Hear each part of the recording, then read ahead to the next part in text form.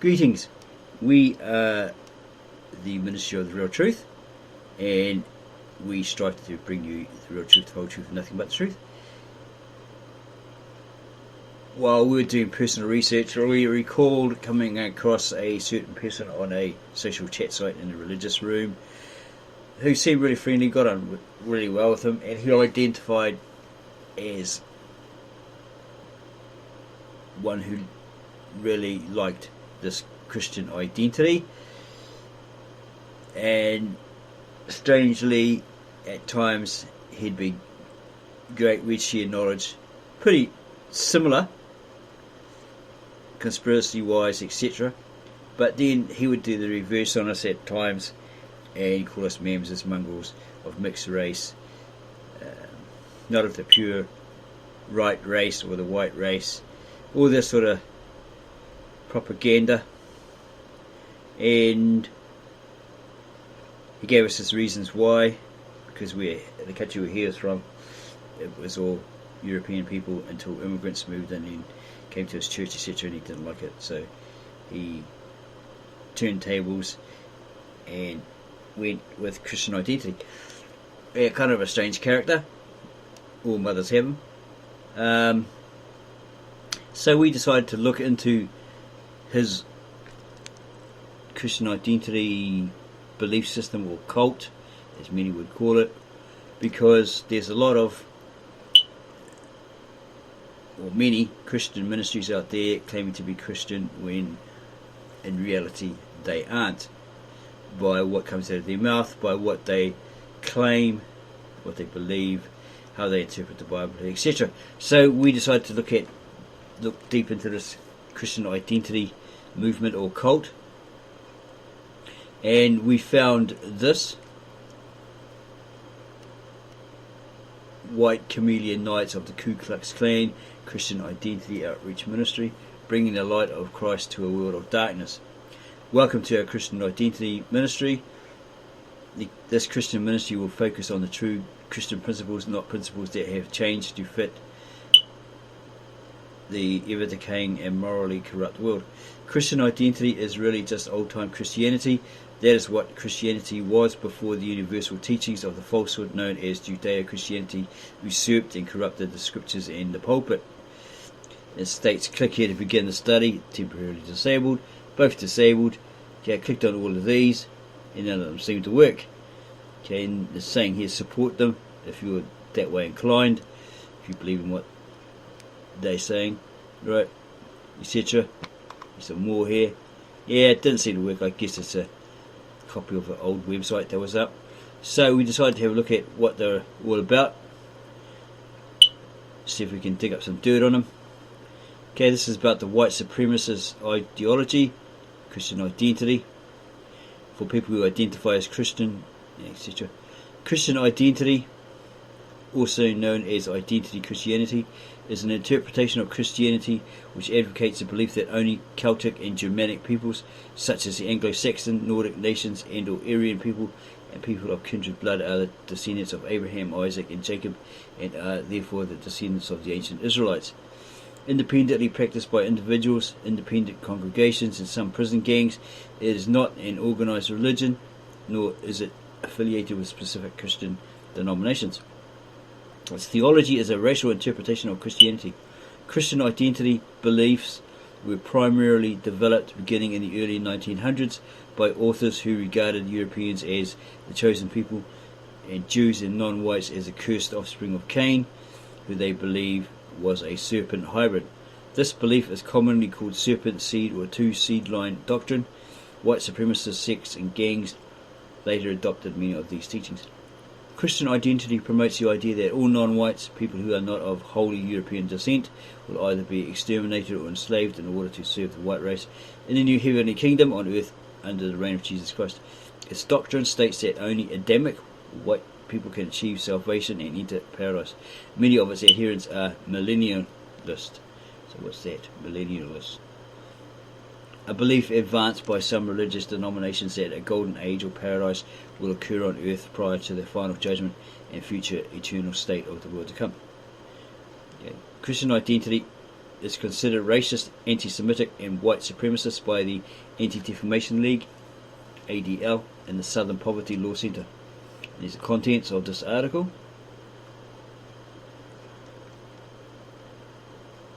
And they have a relationship to British Israelism. The Christian identity movement emerged in the United States in the 1920s and 30s as an offshoot of British Israelism. And what's that? British Israelism is a pseudo-archaeological belief that the people of the British Isles are genetically, racially and linguistically the direct descendants of the 10 lost tribes of ancient Israel with roots in the 16th century and so forth. While early British Israelites such as Edward Hine and John Wilson were Philo-Semites, what does that mean? Philo-Semitism or Judophilia is an interest in, respect for and an appreciation of Jewish people, their history and the influence of Judaism, particularly on the part of a Gentile. Within the Jewish community, Philo-Semitism includes, I don't know what that is, maybe interracial or something, don't think so. Christian identity emerged in sharp contrast to British Israelism as a strongly anti-Semitic theology. The Anti-Defamation League, ADL, describes the emergence of Christian identity from British Israelism as an ugly turn. Once on American shores, British Israelism began to evolve. Originally, believers viewed contemporary Jews as descendants of those ancient Israelites who had never been lost. They might be seen critically, but given their significant role in the British Israel genealogical scheme, they are usually not seen with animosity. By the 1930s, however, in the US, a strain of anti-Semitism started to permeate the movement, though some of its adherents maintained traditional beliefs and a small number of traditionists still exist in the US. So this here may mean that it included an interracial mix. Maybe not. In his book Christian Identity, the Aryan American Bloodline Religion, Chester Quarles describes the emergence of Christian identity from British Israelism as a remarkable transition, because traditional British Israelites were advocates of Philo-Semitism, which paradoxically changed to anti-Semitism and racism under Christian identity. So they must have had interracial mixed, and then they went racist, anti-Jew and racist under Christian identity. In fact, British Israelism had several Jewish adherents, and it also received support from rabbis throughout the 19th century. Within British politics, the support of Benjamin Disraeli,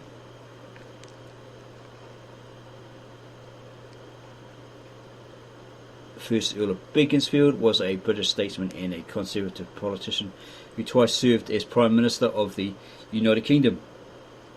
He played a central role in the creation of the modern Conservative Party. He was descended from Sephardic Jews,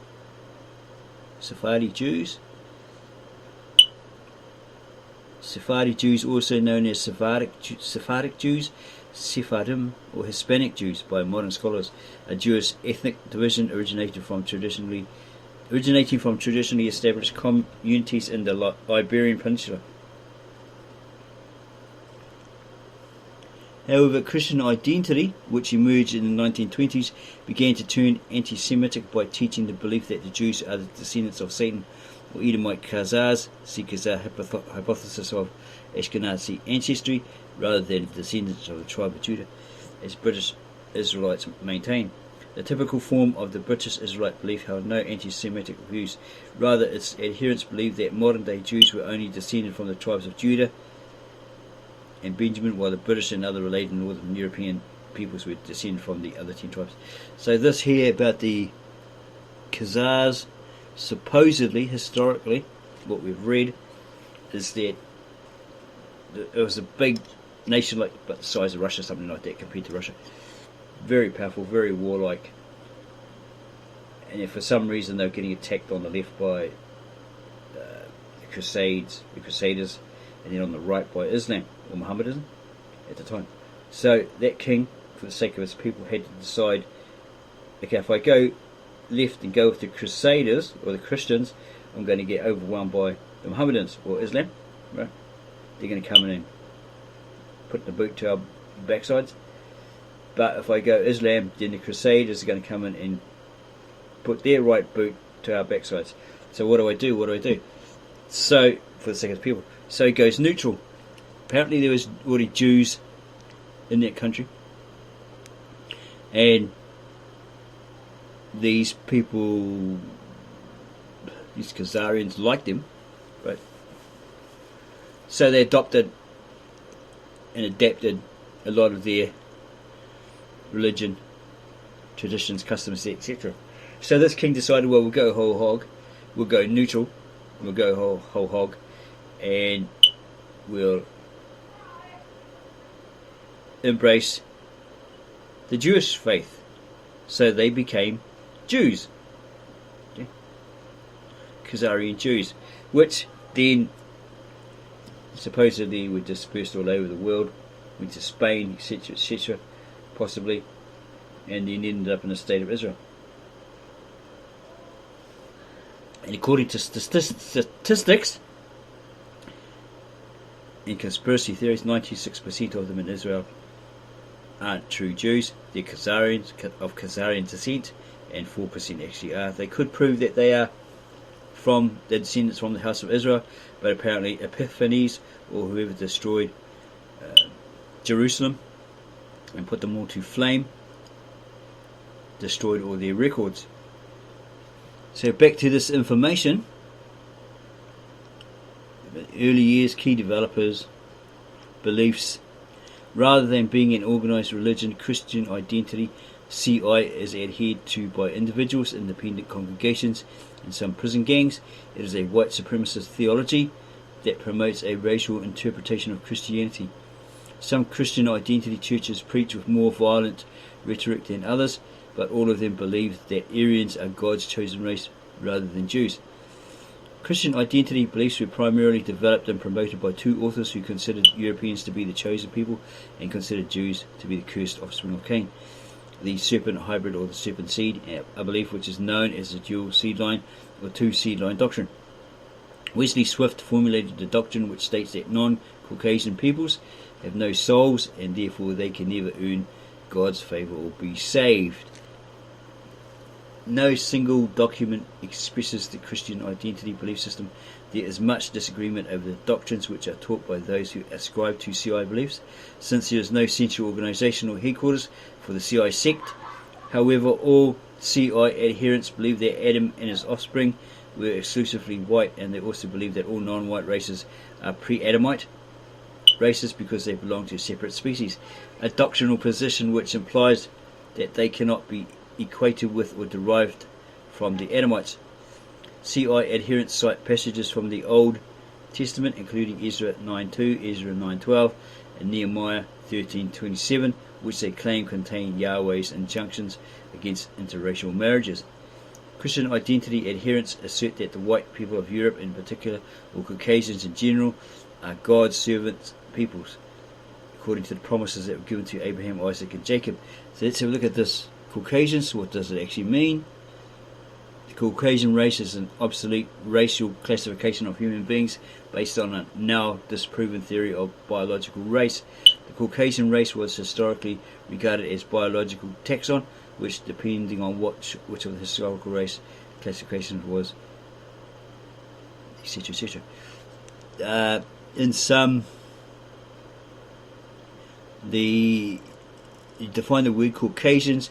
It's like a mix. It was of Indians, Asians, black people, and also white people. So it was a whole lot of mix. Okay. It wasn't white, completely white in origin.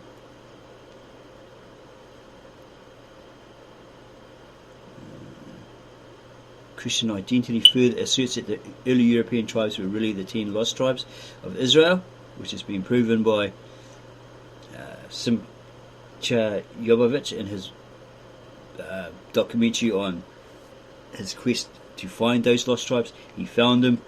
The first ones that walked into Israel were the Ethiopians, black Ethiopians, considered one of the true lost tribes of Israel. And then he came across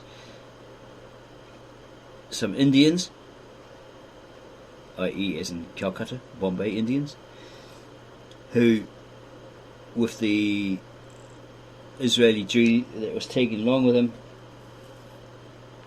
said, well, how the hell do they know how to make this matzah? No one's taught them. We haven't shown them. So they must be of that 10 lost tribes of Israel. And then he found a group of Asians or Chinese who did all the traditions, etc. Again, to the amazement of the Israeli Jew tailing Jovovich around in the documentary.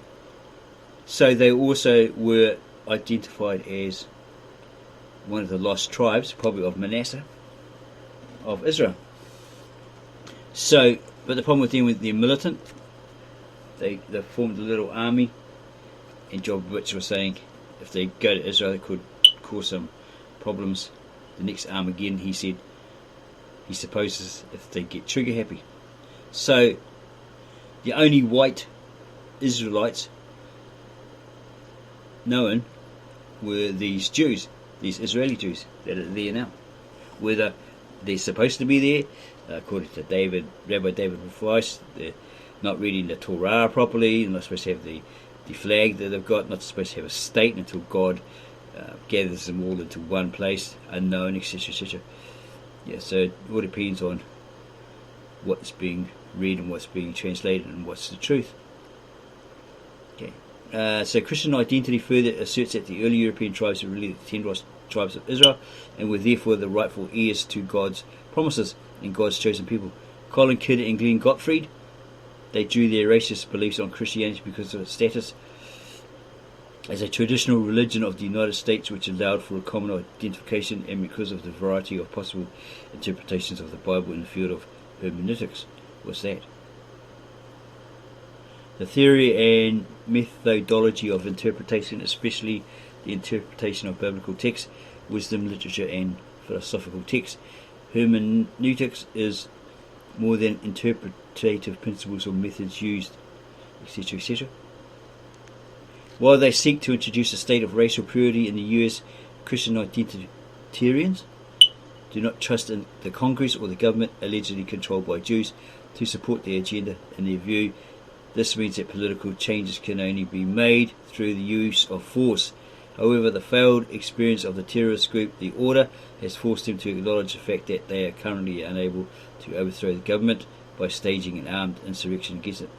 Thus, the Christian identity movement seeks an alternative to violence and government change with the creation of a white Aryan bastion or a white ethno-state.